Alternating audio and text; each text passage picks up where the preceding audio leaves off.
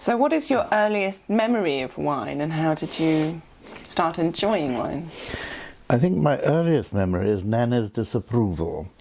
When I was very young, we lived in a small house, and my father, like many people of his kind who liked wine and hadn't got a cellar, used to buy wine and put it instead of the cellar in the cupboard under the stairs. I remember a couple of cases coming in with Nanny looking in, who was rather puritanical, I think, looking on in despair and disapproval as it was put under the stairs. Then when I was about 3 years old, I suppose, three or four, we moved into a large house with ample cellarage. And wine came by the load. And my father used to take it all down the cellar and put it away carefully and bin it and catalogue it. I still have his cellar book. Do any bottles remain? One or two. Particularly one or two bottles of very old port. Oh, lovely. Including one or two bottles shipped by Sheldons of Shipston, which came from my father's cellar. And I still got one or two bottles of his very old claret. There it was, we filled the cellar. This was before the war. I was born in 1931. And the war came, and the very fine vaulted cellar that my father kept the wine in had to be turned into an air raid shelter. So he had to hump all the wine into another cellar. He spent quite a lot of time humping wine at that time, I remember. Partly because of the air raid precautions, but anyhow we settled down in the old wine cellar as an air raid shelter, where we went every night because the area was supposed to be subject to quite a lot of bombing. In fact, only one bomb fell within range. That was good luck. And is that why you have two cellars yourself? No. Just in case? No. I hope to goodness I don't have to turn one of them into an air raid shelter, which would be futile today anyhow, as no doubt we'd all be vaporized. No, I just very fortunate when I was looking for a house to find one with two good cellars in it. So I duly filled them up. And part of your life you spent working in law, a large part. Can you explain a bit about your transition from law into wine, or vice versa? And if there are any cross classes that are applicable from law that have been useful in your life as a wine writer? I suppose it began long before the law. I was always fancied myself as a writer and wrote quite a lot when I was a schoolboy. And in those days, when I was a schoolboy, I was considered quite a decent scientist. I had a ham transmitting license, for instance, used to build radio transmitters and receivers. And I went to Cambridge, where I read natural sciences, and joined the Wine and Food Society at Cambridge, of which my father was a member. My father had been chairman of the Birmingham branch of the International Wine and Food Society when he was alive. And I wrote the odd bit about wine while I was still there. And then I went to read for the bar, partly in Spain. I got the odd job in London first to pay off some of my university debts, and then I moved to Spain with a box full of books and read them sitting in a cafe on the seafront at Alicante. I remember once I was reading Tolstoy on divorce when an extraordinarily decrepit old man came by and told me he was a poeta y baron.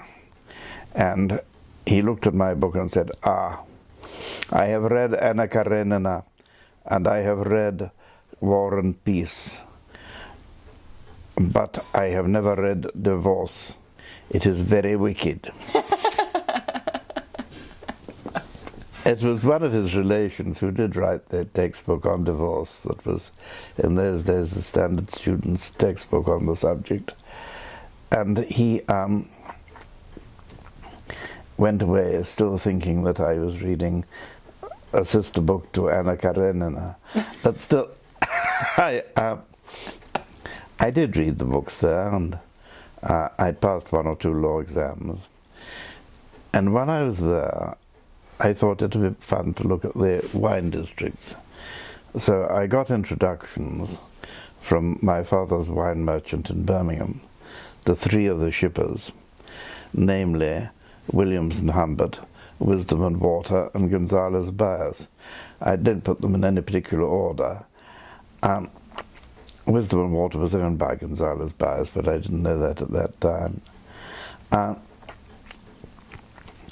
And so I went to Jerez, knowing little of Spanish geography and not having done any homework on the subject. I saw that Jerez was a very long way away.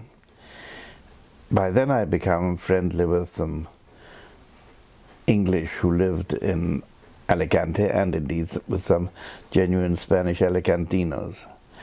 And one of the English told me that I could go, if I didn't want to go by train, which was a hell of a journey really, you had to change at Alcázar de San Juan, or else go to Madrid and spend a lot of time there.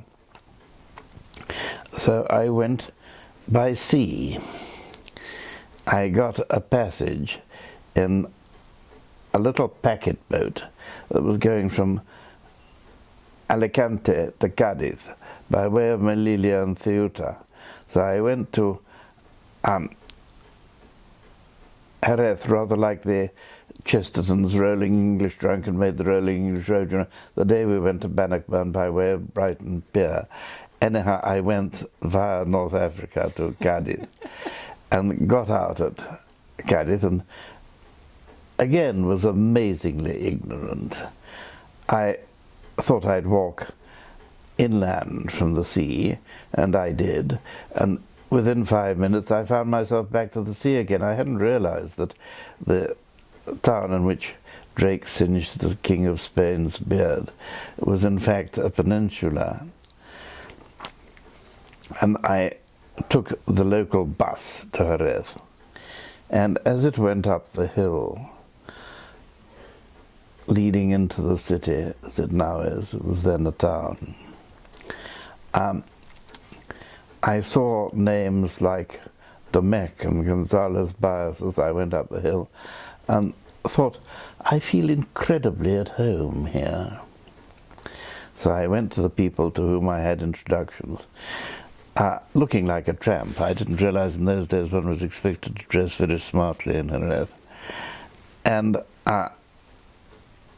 one of them was Williams and Humbert, where I met Guy Williams and told him that I was completely in love with the place, but had to go home in 3 days' time because my money was running out. And after a little hesitation and beating about the bush, he told me his English assistant was leaving in 3 days' time. Would I like his job? So I took it and stayed for 8 months. I wish I was still there in many ways, but I had to come home because I had 2 very elderly grandmothers whom I had to take care of. And I was still reading for the bar. But while I was there, I read everything that was available on the subject of sherry, both in English and in Spanish. And since I'd been working in a bodega and saw exactly what was going on, I found that practically everything that had been written was wrong, or at the very least, inadequate. So I announced proudly that I'd write my book on sherry. which the remainder of the clerks in the shipping department where I worked thought was a huge joke. Anyhow, I wrote it, and it isn't. I got all the details from them. You're drinking this now out of a glass which was presented to me when I was president of the Circle of Wine Writers for quite a time, and which I've drunk much sherry since. Oh, beautiful. Anyhow, there it was. I went all round the vineyards, saw the grapes being picked, pressed, fermented, matured, saw the whole works. Continued to love the place and the people, and came back home, was called to the bar, and then took a couple of years off in which I wrote my book. But I always assured my family that I would practice at the bar, and having published my book, I did. Lovely. I'm just going to